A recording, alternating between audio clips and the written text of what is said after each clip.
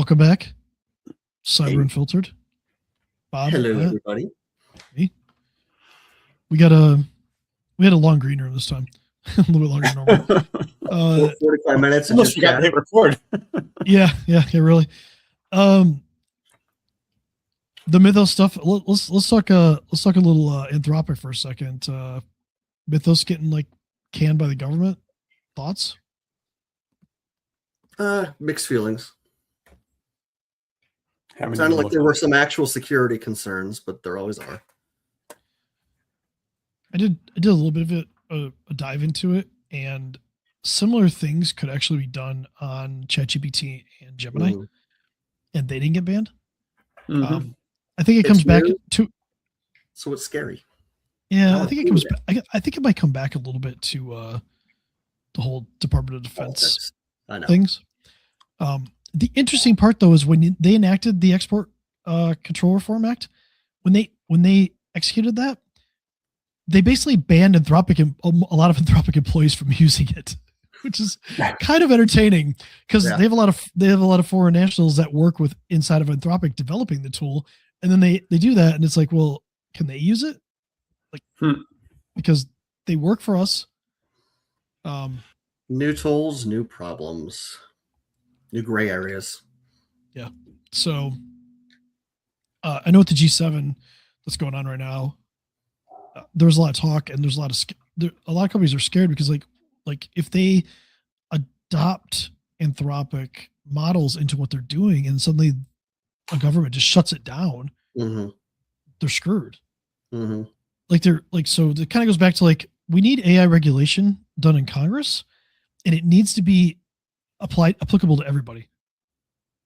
And there needs to be a process, because the idea of embedding a tool into your operations and just losing it in a day, I mean, that can destroy an economy. Yeah, right. You don't just overnight decide that, hey, we're going to ban it today, right? There needs to be a process. It needs to be a law. It needs to be established in Congress, and there needs to be I would love for them to set up experts to look at the models, test the models, and then just report back. Right? Set up, get people that are AI experts from universities and things like that, and that are in the industry, have them make their own opinions on it, and maybe a model has to wait 30 days before getting released. But then is 30 days even enough? Is 30 days even enough time for them to really put it through appropriate testing to really understand what's going on? Because there's been holes in software forever, and sure, but I mean, if it's better. I'd say it's better than zero, though. Yeah. Oh yeah, absolutely. You got to start somewhere. But I agree, it's probably not enough. It's a fine line. I was gonna say it's a fine line between stifling innovation and safety. Sure. Right. And if you want to go one step further, if you start looking at some of the laws that are coming out around social media, you saw that Australia had banned social media under 16 years of age. It looks like the UK just passed a law to do that too. How long before that's cascading throughout the world, to where social media literally they have to age gate, and they can't give social media to people under 16? I don't hate that. That's okay. On that same note, did you see the UK also is banning the sale of any tobacco products going forward to anyone that's 17, 18 or younger, or younger right now? So, and next year it moves up to 19. So basically, anyone born between whatever the date was is banned from purchasing tobacco products forever. Don't hate that either, but that's an opinion. Yeah, I don't hate it either, but I'm just saying and it's not like you can't do it. They're just saying you can't buy it. Yeah. So it's a regulation. Slow it down. Pushing out. Oh, so you'll phase it out over this is decade. That's a decades phase. That's a multiple decades phase out. Don't get me wrong. I am a freedom of choice kind of person, but young people are idiots. I think of myself at 18, and I was a freaking idiot. So Well, I don't hate this. I think the key here is, I think the key with all of this, and the point talking about social media, AI, tobacco even, is you need some regulation. You need smart regulation. And for something that's like such an early industry, a lot of people don't use AI to the fullest extent, and they won't. And a lot of this is for early adopters, things like that. But like, we need regulation, and everybody has to know the rules. When nobody knows the rules, it's chaos. And right now, it's chaos. Look at Apple. Apple's a good example. They are going to have for iOS 27 coming out this year, they're going to have a local model. It's called a SLM, or a small language model, on the phone. So Siri is actually not going to suck, allegedly. And then it'll use a custom Gemini. It'll use a custom Gemini to go out to the internet and stuff like that. They're not implementing that in the EU, because the EU put regulation in saying that, hey, if you do that, you have to open up other providers to doing the same thing. I don't like that regulation. That's too far. Which maybe it's too far, maybe it's not. They want freedom of choice in the EU, and I kind of understand that. But like, we want to make sure that we're being smart about it. And I know people are going to argue the government's not good at this. I get that, but you still need some rules of how the game is played to protect the masses. And even 30 days, even if you say 30 days is long, if we go 60, 90, the problem is you stifle innovation. And the problem with that also is there's no guarantee at 60 days, you're going to find it, 90 days, you're going to find it. I mean, look, we're finding vulnerabilities that are 20 years old. So you find vulnerabilities that are 10 years old, 20 years old. Like, so they could have tested for 10 years and it would never found it. Sure. Exactly. Yeah. So we just we got to have something. Well, and I think your analogy of just saying we've got to know how the game is played. Everyone needs to know what set of rules we're playing by. You know, I was playing Uno with my kids the other day. Yep. And they make up rules. Like, they have like, I don't know. They have rules I've never heard of. And I'm sitting there with my wife and we're like, that is some bullshit. You made that up. But apparently that's how all the kids play. Point is, it's hard to play a game or run a business in an environment where you're playing by different sets of rules, and not everybody understands the process and what you can and can't do. So, and rules can be changed, but they need to be agreed upon. Or you find out a regulation, some new government regulations are coming out that no one even heard about, and say, "Oh, next week you got a problem." I believe that's actually going to be the case here shortly, isn't it? That is the case. I think to what your point, to what you guys said, policies are great. We need the principles. We need the boundaries. We need the rules of the game. And then we need the procedures of how you play the game. That's as simple as it gets. It works. It works for business. It works for cybersecurity. It works for regulation. You just got to be smart about it. But you don't want to stifle the business. And you don't want to stifle like innovation. So we'll see. I don't think the social media thing is going to go too far here. I think there's too many people, although there are states suing places for social media. So we'll see. But I do think there needs to be, I do think there needs to be regulation around social media and age. And I think there needs to be to protect younger people. And I don't think the onus is always on the parents, because kids they will find a way. So the platforms, industry, and I can't keep up with them. It's impressive. The platforms need to be held responsible as well, right? So, and if you don't agree with that, cool. Let us know. Comment down below. Give us your opinion, because obviously this is just our opinions. So you're free to disagree with us. But our lead story for this week, which is the first time I ever said that, was kind of funny. Breaking news. It's not really breaking news, but like, it's a lead story. It's called the Silent Ransom Group. We're just going to say SRG from now on. It's a little bit easier. There's a funnier name for it called Chatty Spider, but we'll stick with SRG. Everybody worries about ransomware, right? They're going to crypt my files, or they worry about getting their email compromised, things like that. What about if they don't do any of that? What if they just use legitimate tools to steal your data and then hit you with a ransom? And if you don't pay it, they go to your customers. Old school ransom. Yeah, straight up old school. But The bigger, I guess, differentiator here is how they do it. Some of his phone calls, posing as IT, trying to get people to actually load a legitimate tool on their computer that wouldn't be stopped by any kind of antivirus or any kind of EDR, endpoint detection response, because it's a legitimate tool. And then they go from there and they use legitimate tools to steal the data. Or if that doesn't work, they hire somebody to come in and pose as IT and just plug a USB device into one of your computers. Mm-hmm. So I think this is why the green room was so long. We were kind of talking about how old tricks are the best tricks sometimes. And we have all these new, protections and EDR and SOCs and things like that. But you can't lose sight of, just old school. And that's kind of hard sometimes because we keep adding layers, but the old layers are still important.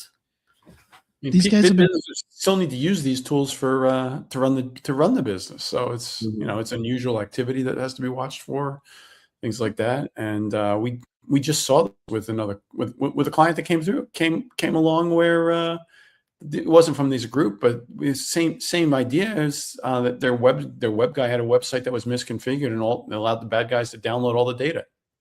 Same instance. None of the tools found anything because the website did what the website does. Mm-hmm. Configuration issues are one of the biggest things that people see. Example would be, look at the S3 buckets from Amazon. If you screw up the configuration, you can make it public. We've seen that a lot. Yeah. Same thing to what Bob just said. Anybody that can publicly find that address can just go there and take all the data. I think the interesting things about these guys is they've only been around since 22. But the physical infiltration tactic is brand new. It just started last year. So they're adapting to the environment. They realize that we're putting more tools in place. We're putting more controls in place to stop them from doing what they want. But if they can walk in and they can get physical access to a device, game over. Mm-hmm. It's back, it's back to a people issue, a control. People are letting people walk in the front door and they look legit. It's like, oh, here's the server room, go at it. And if I show up and say I'm here to make your internet run faster, most people let them in. Mm-hmm. The FBI actually put a flash warning out about this, and this is how it historically how it started. An SRG actor would send a phishing email, purportedly to charge a small subscription fee to gain access to the victim's networks. To cancel the fake subscription, the victim was instructed to call the threat actor, who then emailed the victim a link to download remote access software. That's how they used to work. Now they use the social engineering scheme to pose as an employee from the IT's from the victim's IT department. They either directly call or send a phishing email to urge employees to call the SRG actor posing as IT.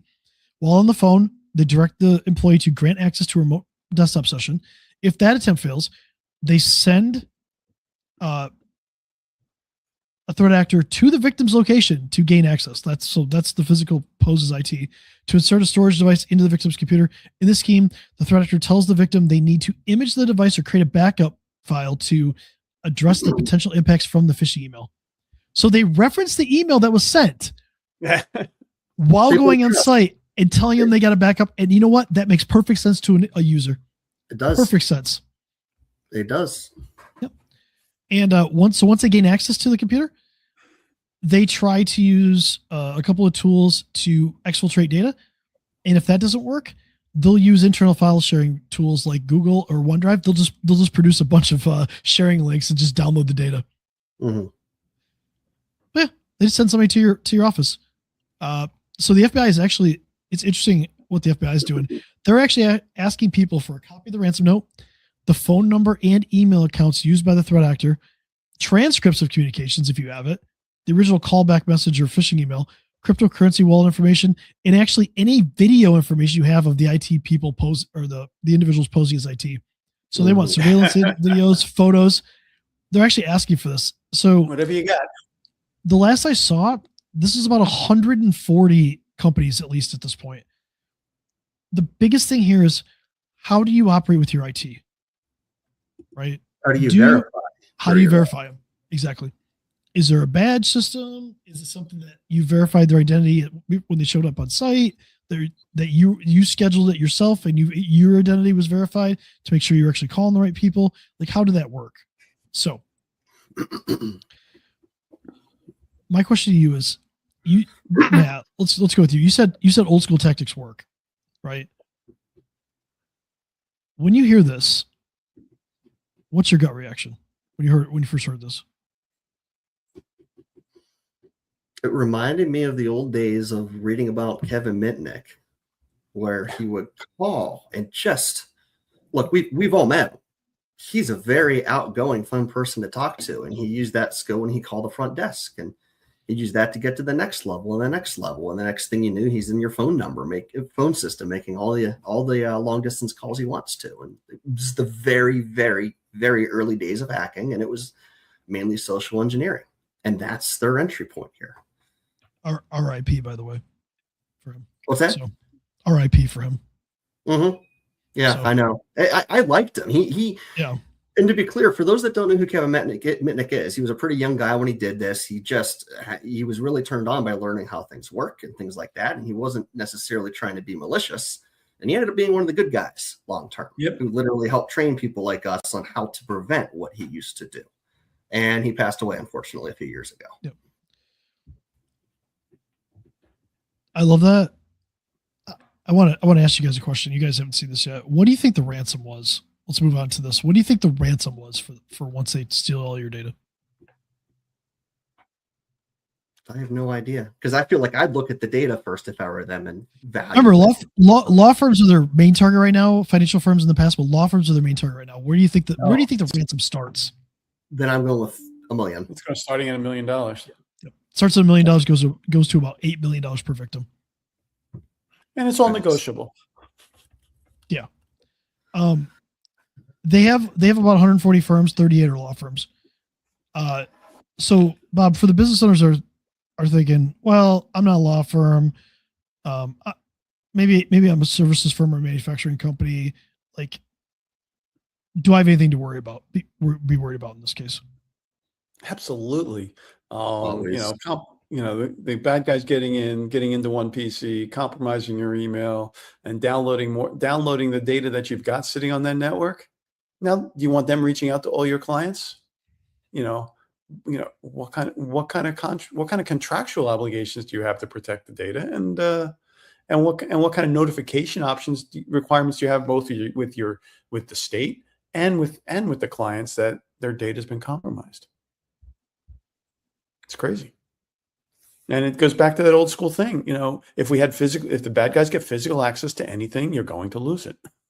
Mm-hmm.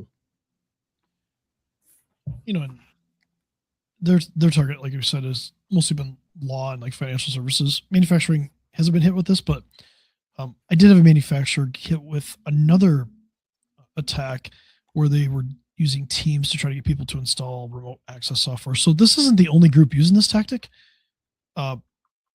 It's something that if they find their success, guess what? People are going to mimic it. Yeah. And I think the biggest takeaway is they're not really using hacking tools in this case.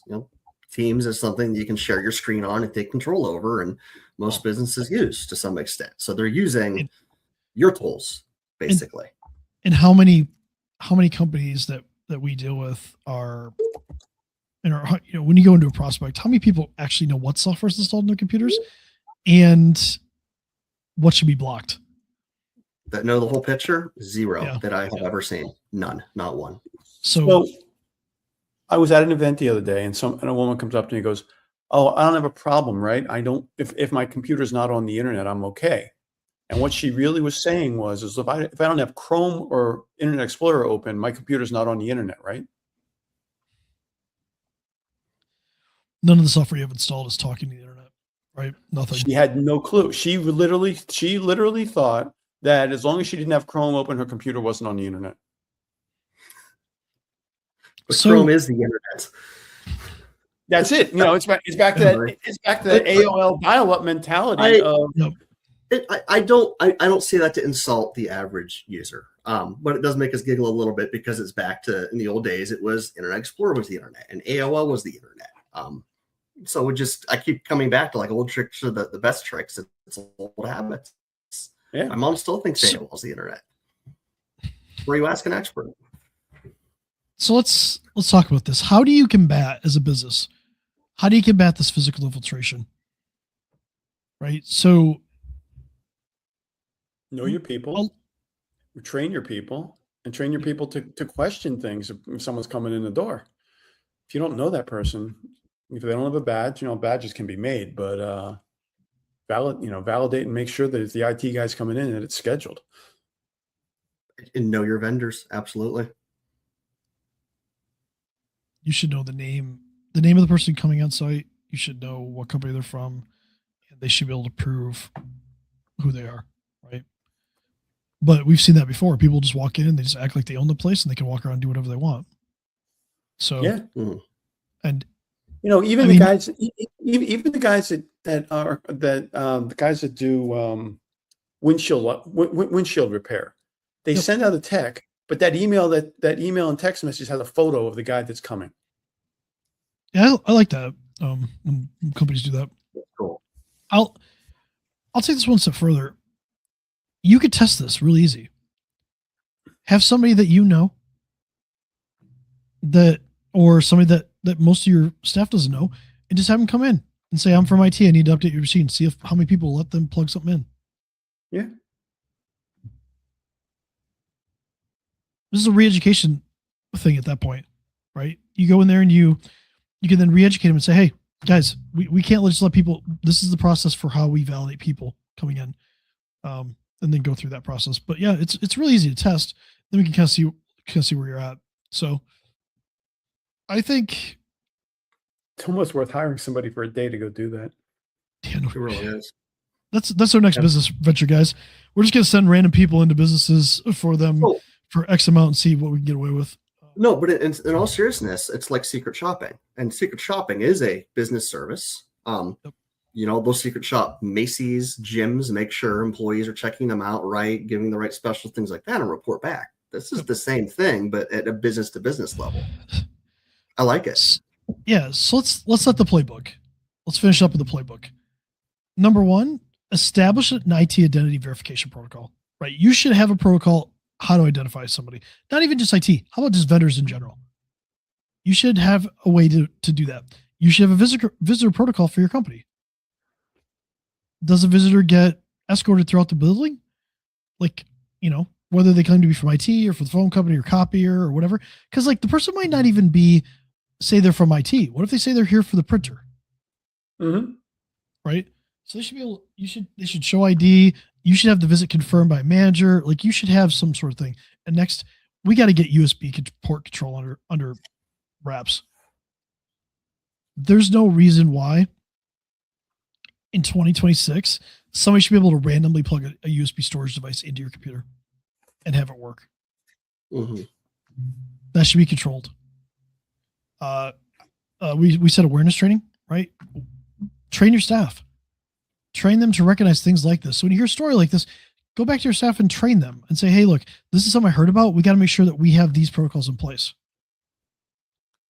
And see if you, and if you're really advanced, if you're really got a good IT company or cybersecurity company, they should be able to block or detect legitimate tools that they're legitimate tools, but they're not tools that should be installed in your network, like AnyDesk or Splashtop or other remote tools. I'm not picking on them. They're just examples. They should be flagged or blocked from being installed if they don't fit what you're using today. So there's a little bit of a playbook about that. You guys got any parting advice? Just know who's coming in your doors, really, guys, and don't be afraid to question into your environment, because it's a safety thing now too.